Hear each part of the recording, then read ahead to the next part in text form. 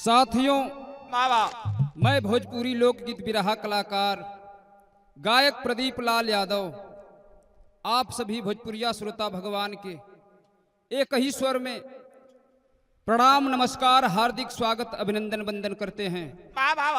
Jawahar films studio के माध्यम से बड़े भैया कमलेश यादव जी की देखरेख में एक बिरहा की प्रस्तुति आप लोगन के बीच में एक नई खोज जौना बिरहा का शीर्षक मिली अयोध्या की गद्दी पर ताड़ुका राक्षसिन का 14 वर्ष का राज।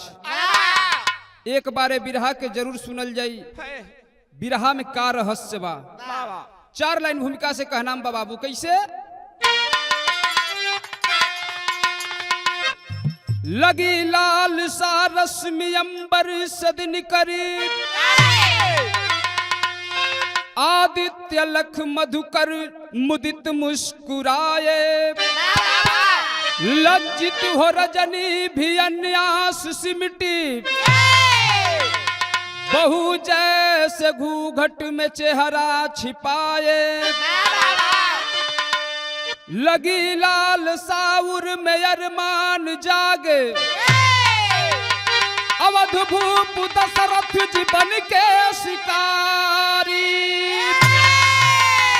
माथे मुकुट सोहे धनुबान हाथे चले भूप घोड़े पे करके सवारी।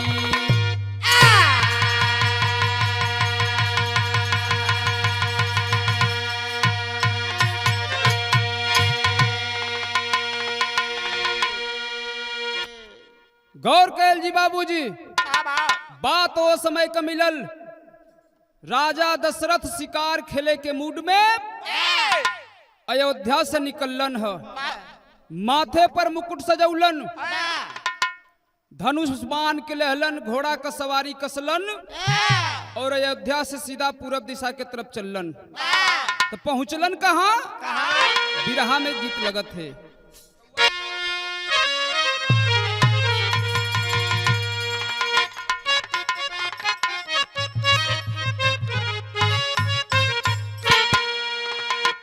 कौनो आशिक मासुका का प्यार में पागल बा।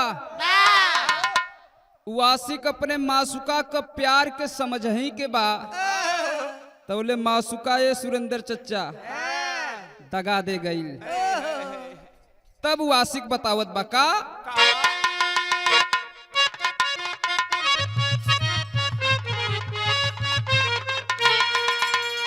अरे इतने करीब आके दगा दे गई मुझे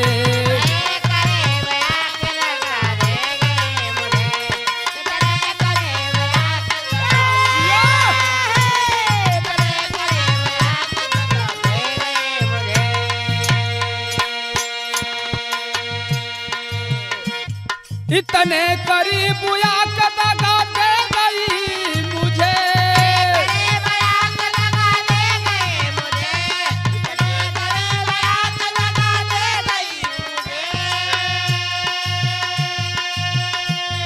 इतने करीब आके दगा दे गई मुझे। बतावत हो मैं बुझ रहा था कि हवा दे गई मुझे।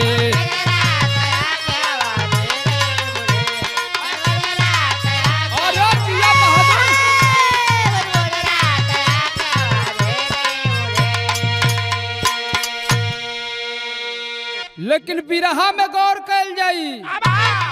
राजा दशरथ पहुंचलन कहाँ? कैसे?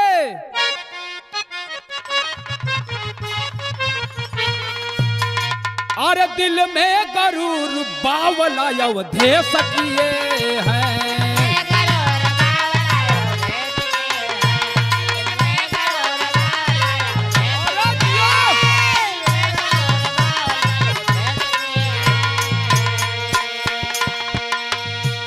दिल में गरूर बावला अवधेश किए हैं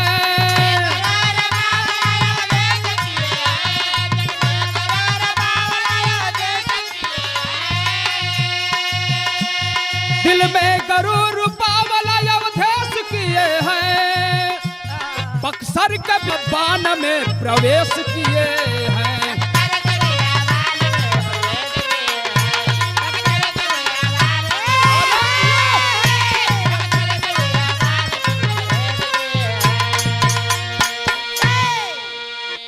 राजा दशरथ पहुंच गइलन, अयोध्या से निकललन, पहुंचलन बक्सर के बीचे वन में। शिकार खेलत खेलत जब राजा बक्सर वन में पहुंचलन, वो वन में दृश्य देखलन, एक सुंदर मृगा के देखलन है। मृगा के जब देखलन राजा बड़ा ललायित भइलन, कहलन मृगा का शिकार आज करब। तरकस से बाण के निकलन, धनुष पर चढ़ौलन है, तो बिरहा का नजम लगत है।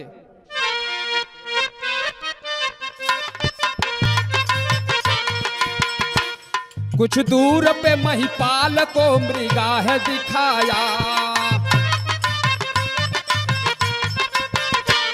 तरकस से खींच बाण को मृगा पे चलाया।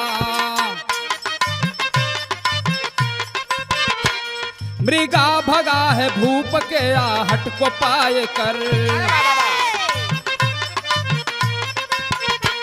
पाए न मृगा हार गए चक्कर लगा कर। घबराने लगे राजा, लगी प्यास सताने, निर्जन में कौन आया उन्हें पानी पिलाने। देखी दशा को ताड़ुका मन में यही विचारा, पिलाई पानी भूप को राजा नयन पसारा।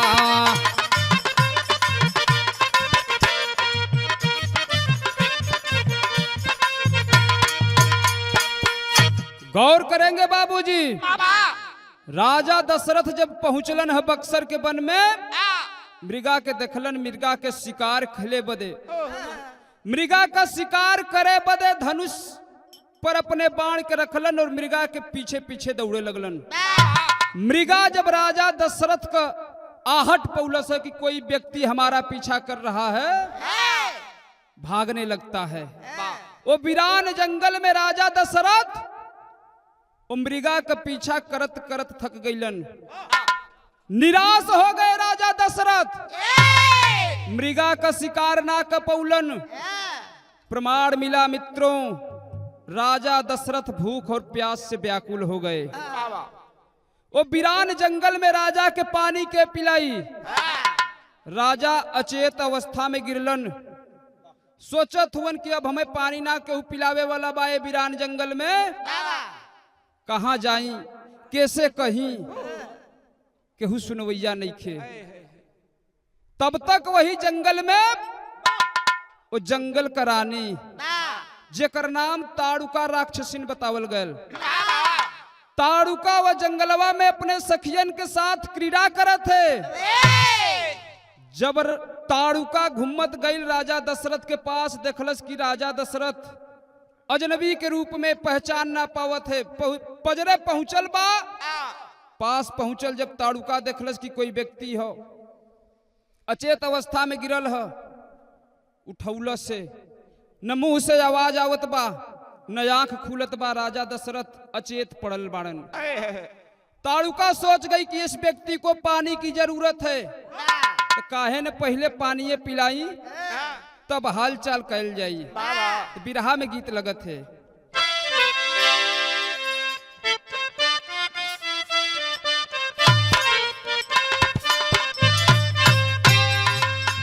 वह गीत हो, तूने अजब रचा भगवान खिलौना माटी का,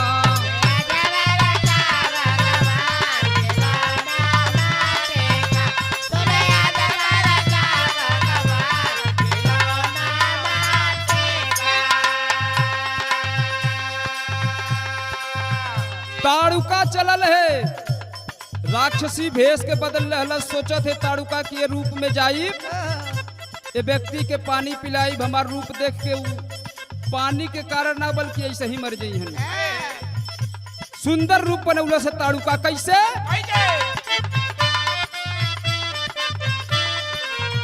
माया का रूप सवार घड़ा ले चल आई।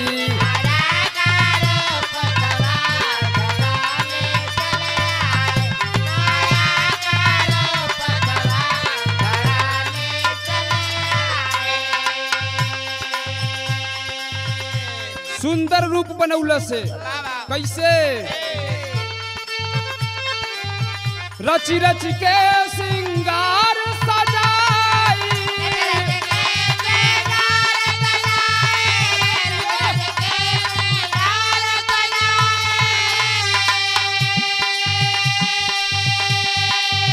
हाथ से अपने जल को पिलाई।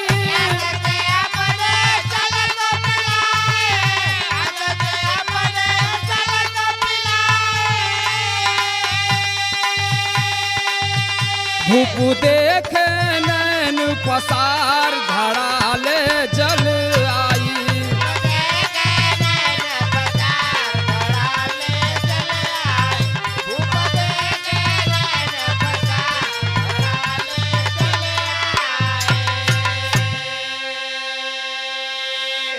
ताड़ुका जब पानी लेके पहुंचल राजा दशरथ के पास, हाथे पर पानी लेके मुंह पर जब गिरावे लगल धीरे धीरे, राजा दशरथ के पानी जब मुंह में पहुंचल है, काया जुड़ाइल है। राजा दशरथ धीरे धीरे आंख के खोलन, राजा दशरथ है वीरान जंगल में सुंदर अप्सरा के रूप में वो ताड़ुका के देख के सवाल कैलन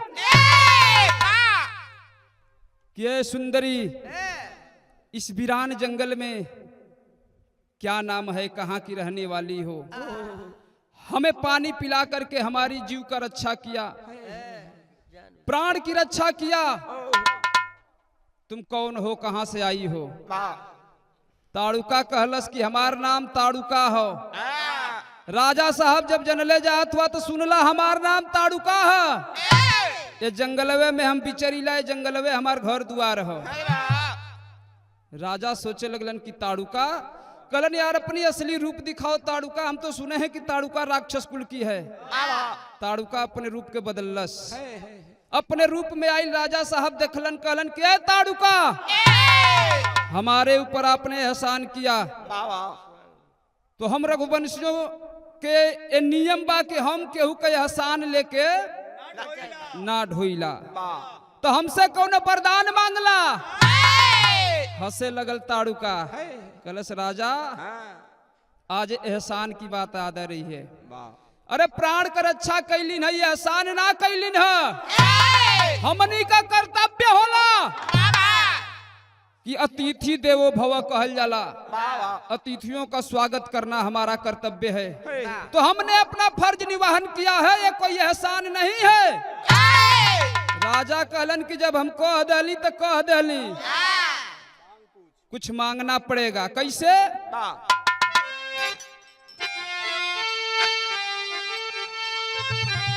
अरे बोले भूप बर मांगो हमसे,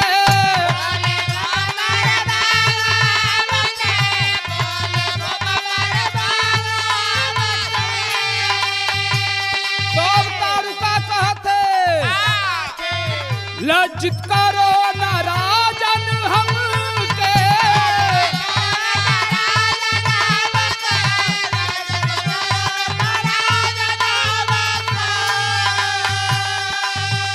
यह फर्ज मेरा कर कार घड़ा ले चल आई।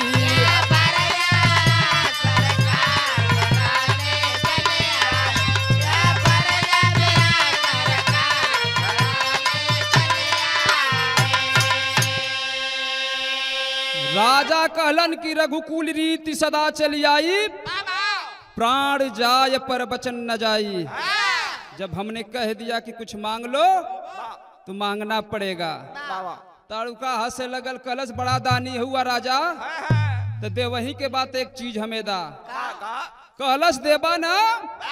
राजा कहलन हाँ। फिर वही बात के दोहरौलन की रघुकुल रीति सदा चली आई, प्राण जाय पर वचन न जाई। इतना जब साहस देखलस ताड़ुका तो कहलस कि राजा बात से पीछे हटे के ना हो। राजा कलन पीछे नहीं हटूंगा, जो मांगना है मांग लो। तो ताड़ुका मांगत का है बिरहा में गीत बदलत हो।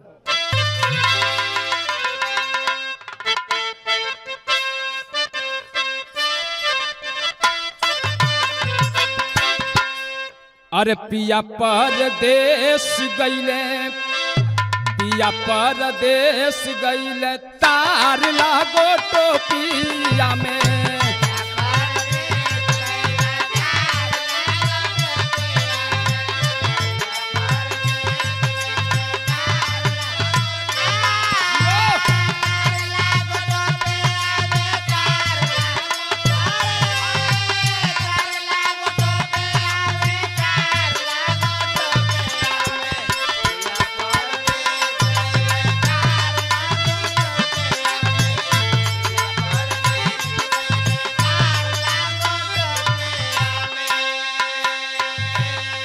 बहुत पहले गीत गवाए, हमन के जन्म से पहले बिरहा में गीत चले, लेकिन यही गीतिया के अब के बदल के गवैया गावत हुवन।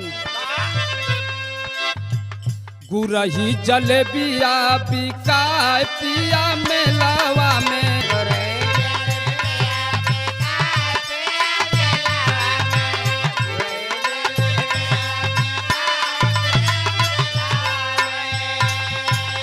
लेकिन गौर कल जाई ताड़ुका मांगत का है 14 बरिस का मांगी, राज हो या जोधिया के।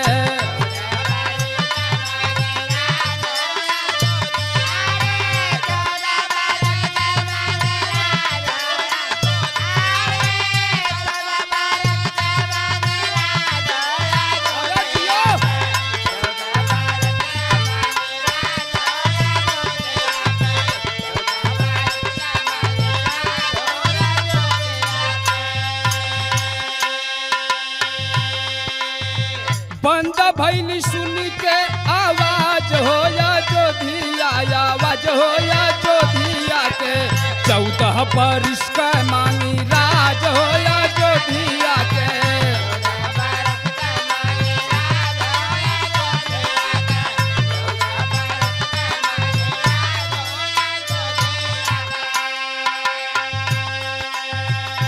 राजा दशरथ से ताड़ुका कहलस कि राजा साहब जब देहले चाहत हुआ तो जौने राज्य का राजा हुआ, अयोध्या का राजा हुआ ना, वो अयोध्या के गद्दी पर 14 बरस का राज करे के हमके भी मौका दे दा।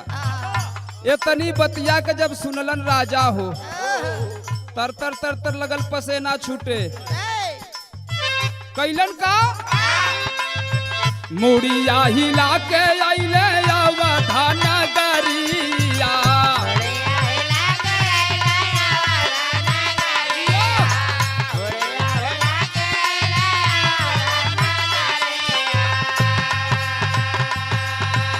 सारा लगा के जो है ताड़ुका गुजरिया।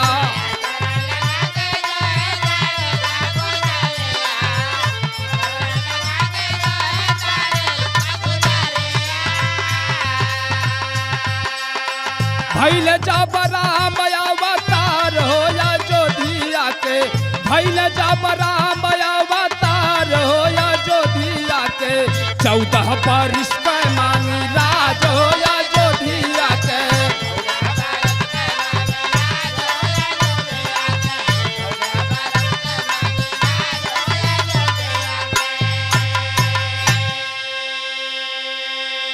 राजा दशरथ जब सुलन की ताड़ुका 14 बरिस का अयोध्या का राज मांगा थे,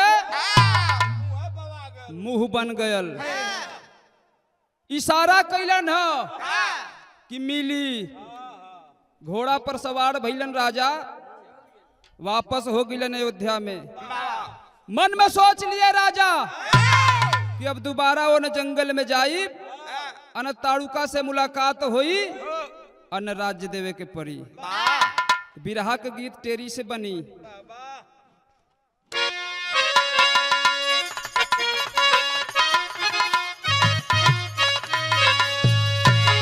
अरे चक्कर में दशरथ राजा पड़ गए, अरे चक्कर में दशरथ राजा हो,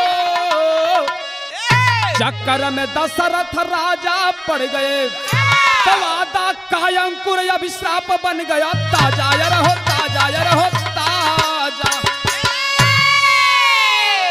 वादा का अंकुर अभिशाप बन गया ताजा, चक्कर में दशरथ राजा पड़ गए। सोचने लगे राजा कि अब का कयल जाई।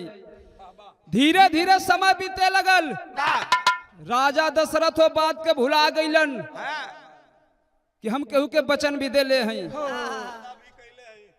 वादा भी कैलन है, वो बात के भी भुला गईलन कि रघुकुल रीति सदा चली आई, प्राण जाए पर वचन न जाई। राजा भुला गईलन। अब धीरे धीरे समय बीतल है।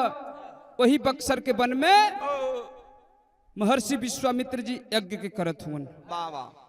जब यज्ञ करत हुवन महर्षि विश्वामित्र जी, तब ताड़ुका का फिर आतंक महर्षि विश्वामित्र पर होत हो।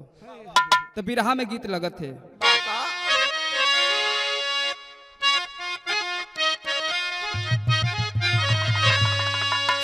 अरे डूबी मारबे रजऊ, अरे डूबी मारबे रजऊ, जई बाजो पूर्व के देशवा।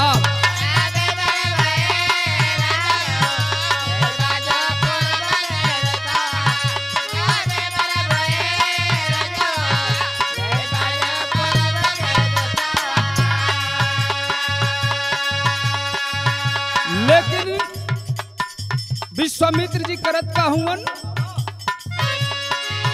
जागिया करेले मुनिवर, जागिया करेले मुनिवर, वही बक्सर बनावा में।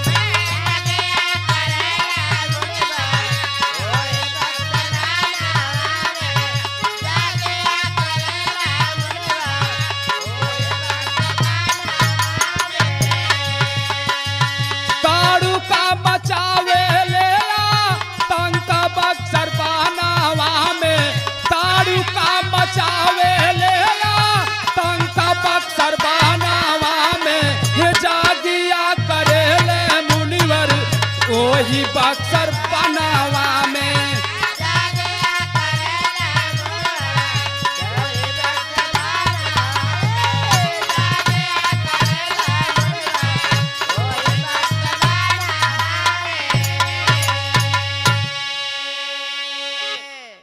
यज्ञ जब करत हुन, ताड़ुका देखलस, सोचे लगल कि ये महर्षि यहाँ यज्ञ करेगा, हमन कर रहल दुर्लभ क देही। ताड़ुका करत का है, अरे राक्षसी सेना लेके, राक्षसी सेना लेके करे उत्पात हो।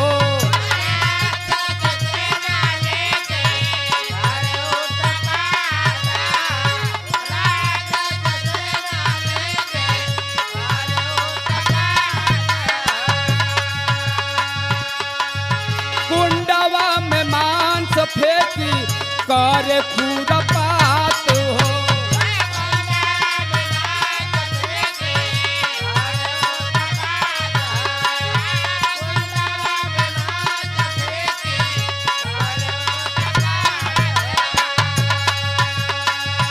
दाढ़ी झोटरी सी कही लावे बक्सर बनावा में, दाढ़ी झोटरी सी कही लावे बक्सर बनावा में, जागिया करेले मुनिवर, वही बक्सर बनावा में।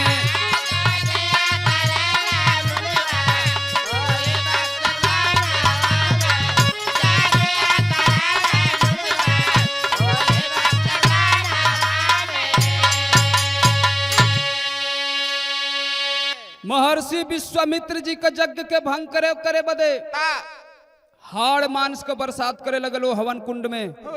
अपन सेना लेके पहुंच जाए, जितना ऋषि महर्षि बैठल हुए यज्ञ के कुंड के अगल बगल, सबकर वे दाढ़िया झोटा धई के निके हिलावे लगे। परेशान हो गए विश्वामित्र, सोच गए कि लग रहा हमारा यज्ञ सफल नहीं होगा। तब आकाशवाणी होते। क्या आकाशवाणी का भइल बिरहा में गीत लग गई।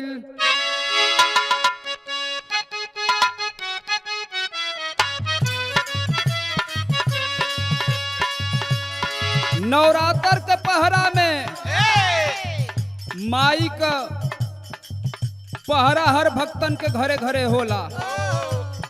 देवता लोग का हार बनेलन, मतारी कौना रूप में चलेलिन। निबिये का डालिया का ढोलिया बनल बाटे, नीम के पतइये वो हार।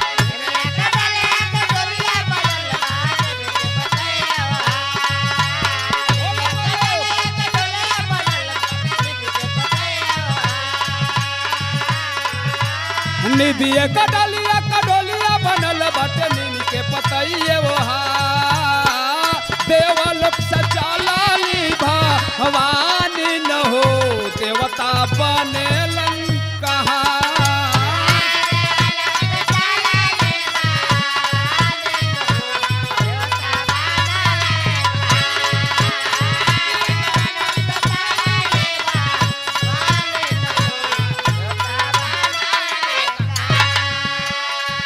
गौर कयल जाई, राजा विश्वामित्र जी के आकाशवाणी होते का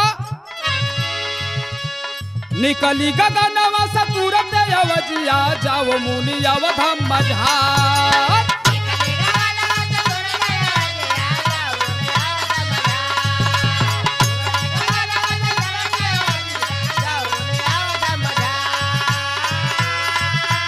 निकली गगनवा से तुरंत अवजिया, जाओ मुनि अवधम। दशरथ कले आवाला लानवा न हो, होई है जगिया तोहार।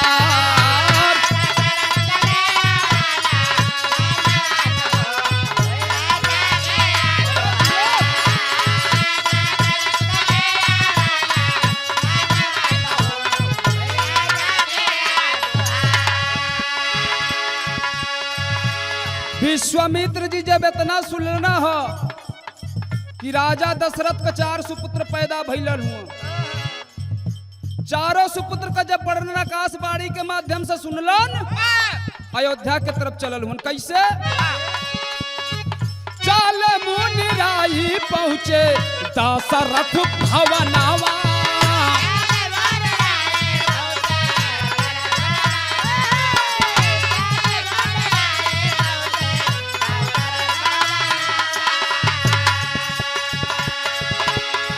राम और लखन के मांगे दोनों हो ललनावा।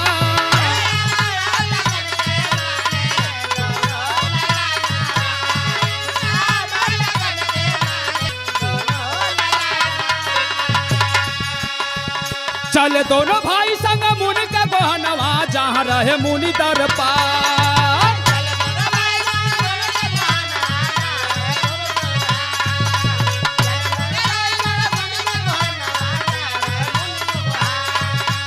चल दोनों भाई संग मुनि का गोहनवा, जहाँ रहे मुनि दरबार। दशरथ कले आवाला लानवा न हो, होई है जगिया तोहार।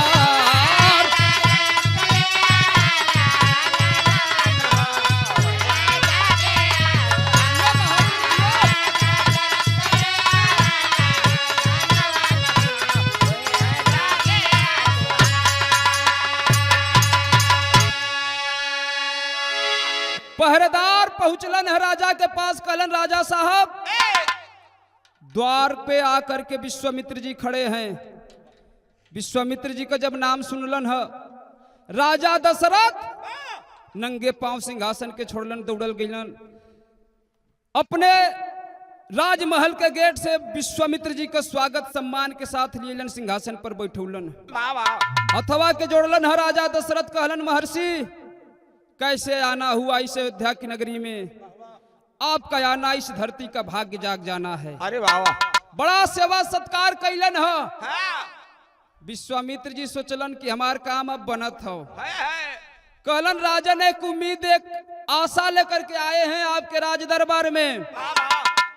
राजा दशरथ हाथ के जोड़लन कलन की आज्ञा का पालन होगा, आप आदेश करने की कृपा करिए।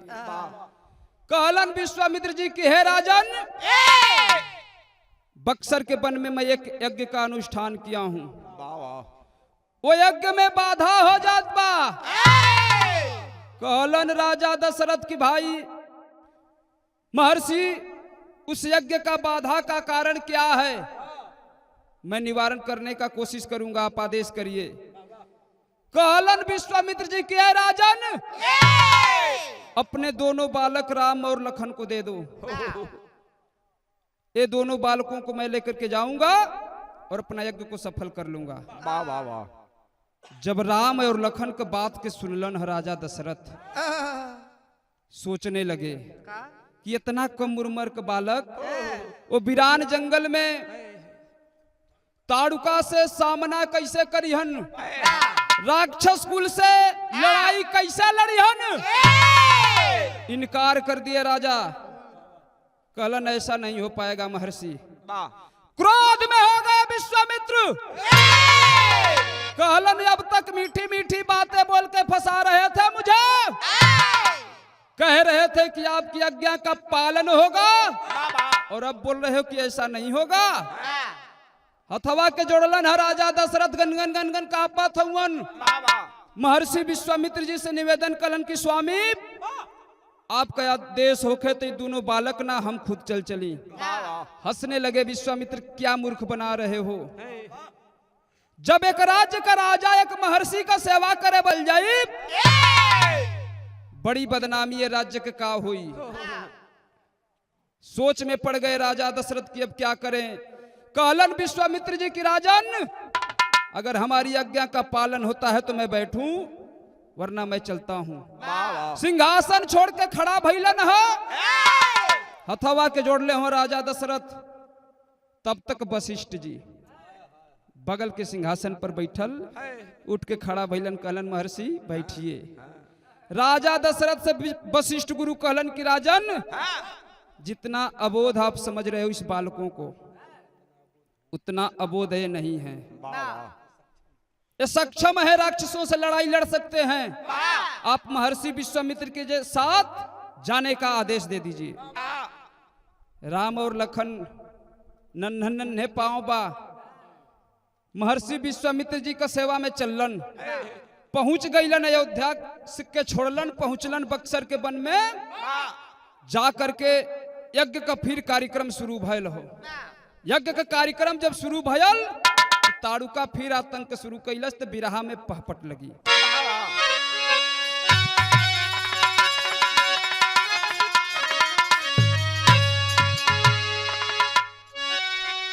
अरे यज्ञ कराते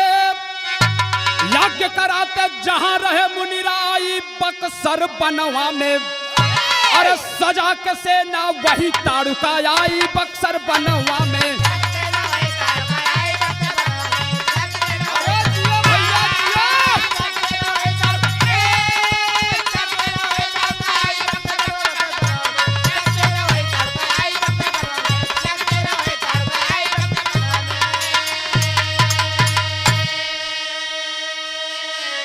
अरे किए मुनि संकेत राम को, अरे किए मुनि संकेत राम को, दिहल बाण चलाई हो। अब बाण के लगते गिरी ताड़ुका, धरती पर भराई हो। व्याकुल होकर बोल पड़ी गुस्सियाई बक्सर बनवा में, अरे रे बालक तू कौन कहां से आई बक्सर बनवा में। बाण के लगते ताड़ुका धरती पर गिर गई। जब राम इशारा पौलन है मुनि जी का, बाण मरलन ताड़ुका जब धरती पर गिरल है, अवाक होके सोचे लगल ताड़ुका कि कल तक तो यज्ञ का मंडप में, यज्ञ का प्रांगण में कोनो रक्षक करे वाला रहबे ना कैलन, कोनो पहरा देवे वाला रहबे ना कैलन। आज ही बाण कौन मरलस। जब नजर घुमा के देखलस ताड़ुका, छोटे छोटे राम लखन के देखलस, क्रोध में बोल पड़लस, हे लड़के, तुम्हारी इतनी साहस इतनी छोटी औकात और हमारे ऊपर बाण चला दिया। कौन हो, कहां से आए हो? राम जब सुनलन कि ये ताड़ुका हमसे हमार परिचय जानल चाहते, तब राम कहलन हो, अरे मैं रघुवंशी राम लखन दशरथ सुमन बताए हो। अरे मुनि की रक्षा यज्ञ हो तू, हम इस जंगल बीच में आए हो। सुनते बतिया पोल पड़ल गुसियाई बक्सर बनवा में। अरे मैं रक्षक तू भक्षक बना कसाई बक्सर बनवा में।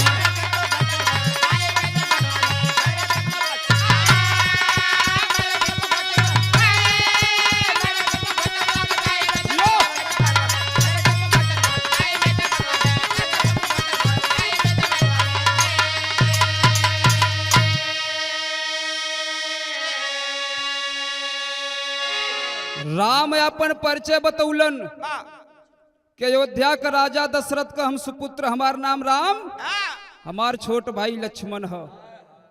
जब राजा दशरथ अयोध्या का नर नाम सुनल से ताड़ुका बाण लगल है, छाती छलनी है, क्रोध में होके कहे लगल कि ए बालक, शर्म नहीं आती है? रघुवंशी बताते हो कि रघुवंशी राजा दशरथ के सुपुत्र हूँ। धिक्कार है ऐसे रघुवंशियों के ऊपर। राम सुनलन, कान खड़ा हो गल कि राक्षस कुल कर है वाली ताड़ुका रघुवंशियन के धिक्कारत है। राम कहलन के राक्षसीन जबान संभार लो, क्यों धिक्कार रही हो रघुवंशियों को? हंसे लगल ताड़ुका, कहलस कि जिस रघुवंशी की बात करते हो वही रघुवंशी राजा दशरथ बहुत समय पहले इसी जंगल में आया था। प्यास के मारे अचेत अवस्था में इस जंगल में पड़ा। जब हम देखली जाके पानी पियौली, उनकर प्राण कर रक्षा कैलिन। तो हर बाप राजा दशरथ जब आंख के खोलन, उठ के बैठलन, कहलन कि कुछ मांग लो। बड़ा हम मने कैलिन कि हमार कर्तव्य, हम मांगब ना, हम भिखारी ना हैं। राजन जैसे तुम अयोध्या का राजा हो, उसी तरह मैं भी जंगल की रानी महारानी हूँ। लेकिन तुम्हारा बाप उस समय भी बोला था कि रघुकुल रीति सदा चली आई। अरे रघुकुल रीति सदा चली आई, प्राण जाए पर वचन न जाई। और वही के जामल तू आज फिर वही बात बोलत हुआ। राम सोचे लगलन, कहलन कि तब कहलस कि बड़ा कोशिश कैलिन कि हमके कुछ ना चाहिए, लेकिन तुहार बाप बेबस कदलन मांगे बदे। कहलिन कि जौने राज्य के तू राजा हुआ अयोध्या का, 14 बरिस राज्य करे का मौका हमके भी चाहिए। तुहर बाप सकार के गईलन, आज तक उनकर पता ना लगल। तोहरे बाप का प्राण कर अच्छा कैलिन, जीवन दान देने। आज वही के जामल तू हमके बाण मार देहला। कहत बा,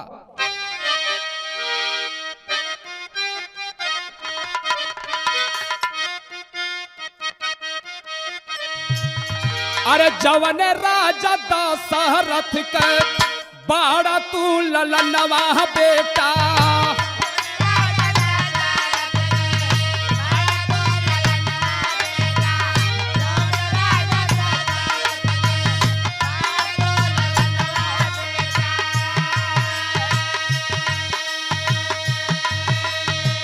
खेलता शिकार अइले बनवा मझा।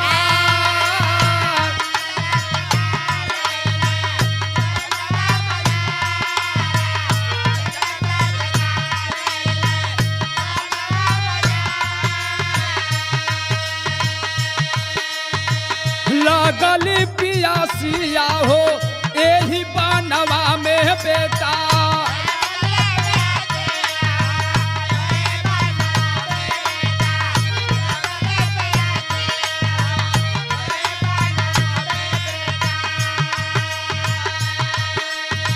तड़पत रहल पानी बिना होई के लाचार।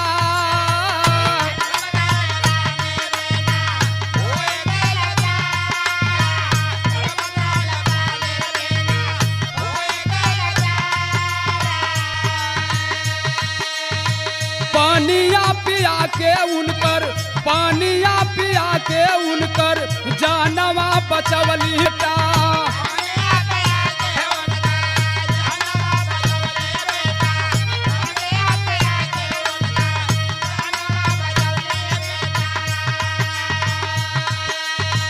खुश हो के राजा कैले कवला करार।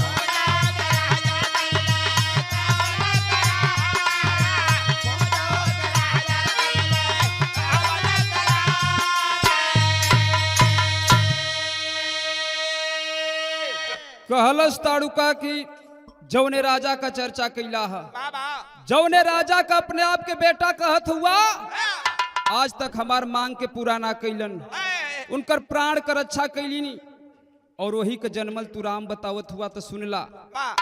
जौने काम का पूरा ना कर पावेला बाप, वो काम के पूरा करेला बेटा, ई कर्तव्य होखे के चाहिए। तोहरे ऊपर बड़ा कर्ज है हमार। राम सोचलन सुनलन बड़ा पश्चाताप होत हो कि हमरे कुल के जे रक्षा कैलस, आज वही के हम भक्षक करत हई।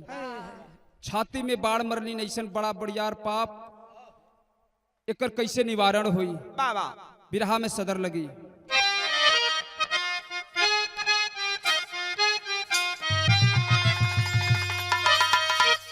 अरे 14 बरिस राजा उनका से मंगाली,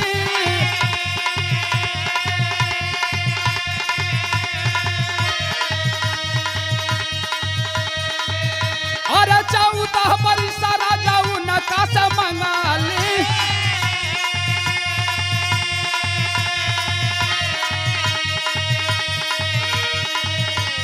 ये ताना कहत दहली तानावा विसार,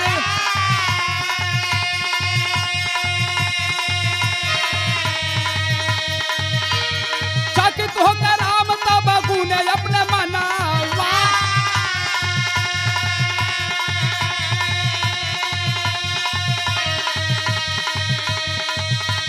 भारी बाया योधवा ताड़ुका के भार,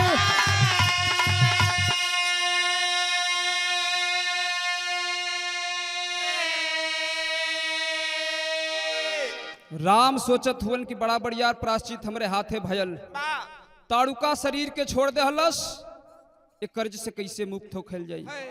मने में सोचत हुवन राम कि इतना बढ़िया पाप का प्राश्चित हमें लगल हो, इसे निवारण कैसे हुई। मन में विचार आयल कैलन का,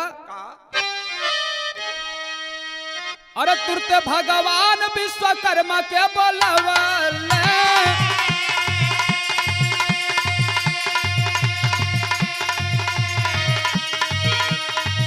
बाबू तुरते भगवान विश्वकर्मा के बोलवले।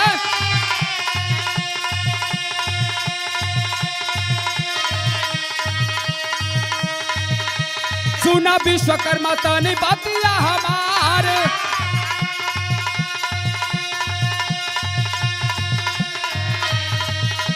ताड़ुका का खोपड़ी का गढ़ी दा खड़ा हुआ।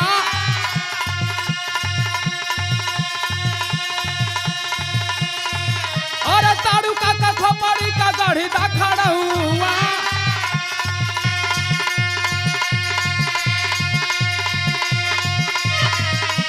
पपावा का प्राश्चित करा बाबड़िया,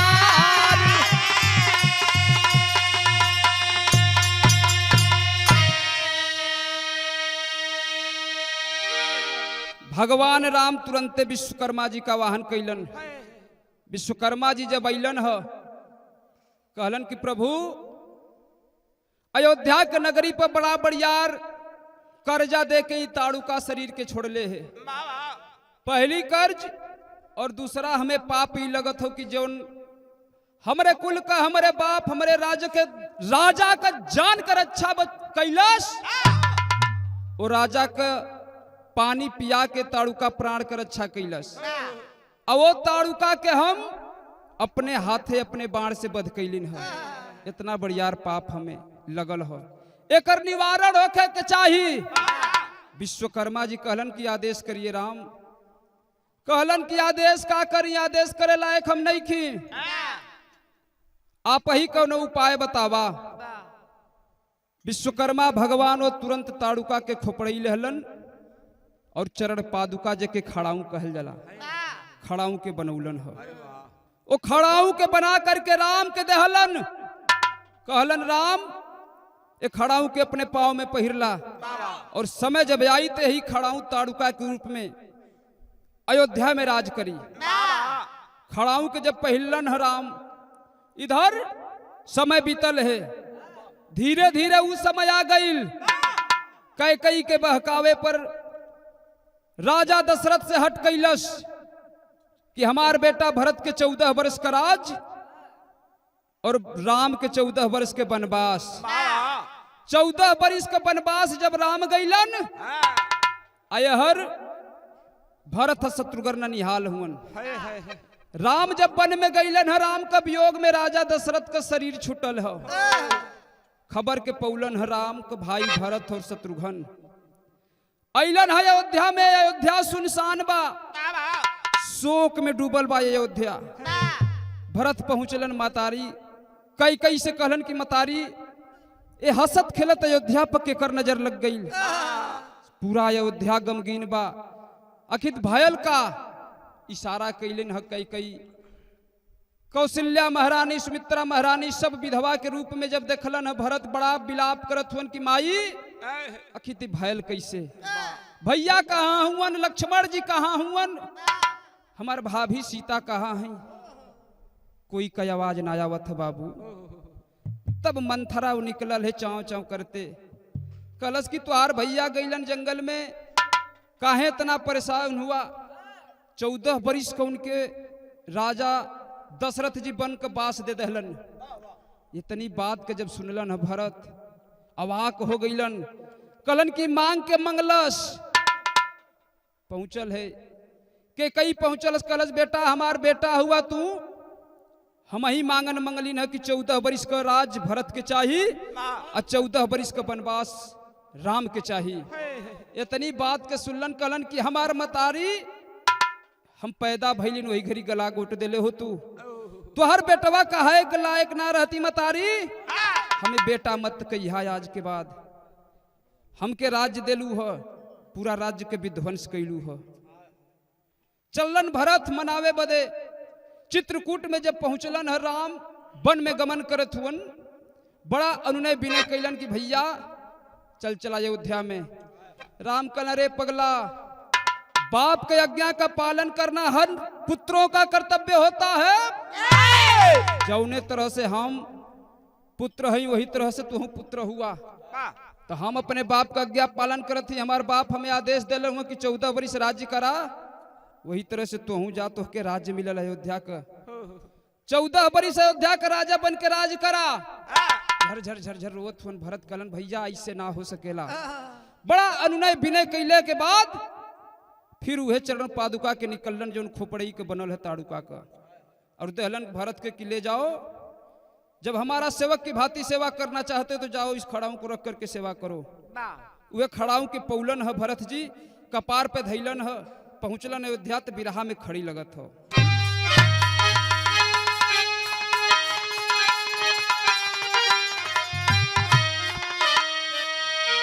और पहिने अपन पौआ धधा के हारी, तो ताड़ुका अइली बन खड़ुआ हो अवध के नगारी।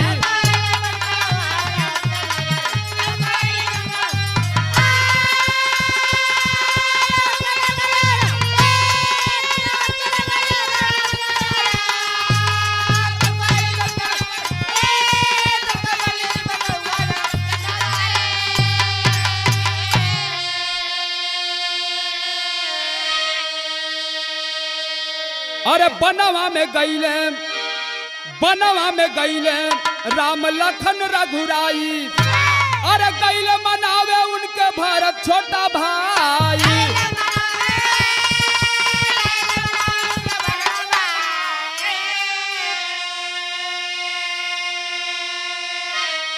उहे देई के खड़ाऊ गईले जंगल में हरी, अरे ताड़ुका अइली बन खड़ुआ हो अवध के नगारी।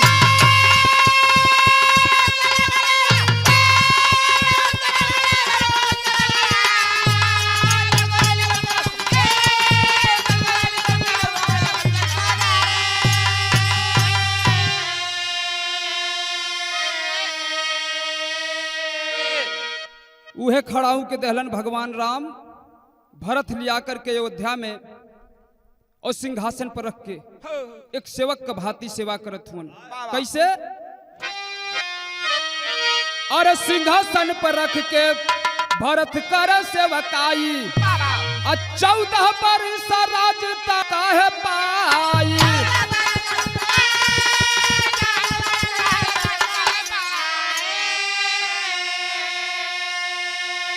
और धन्य भगवान धन्य माया तोहरी, अरे ताड़ू का जैली बन खड़ा हो अवध का नगारी।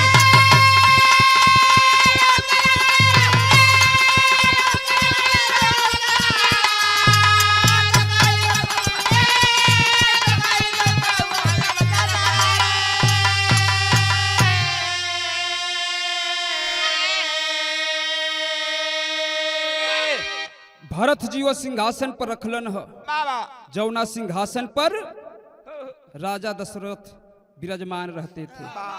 14 वर्ष का राज एह तरह से ताड़ुका का पूरा भयल।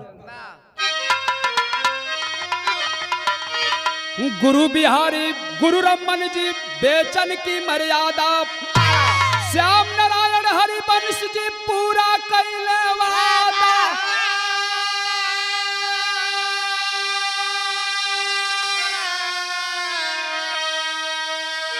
चक्कर में दशरथ राजा पड़ गए, तब प्रभु प्रभलाल के घट घट हरि विराजा।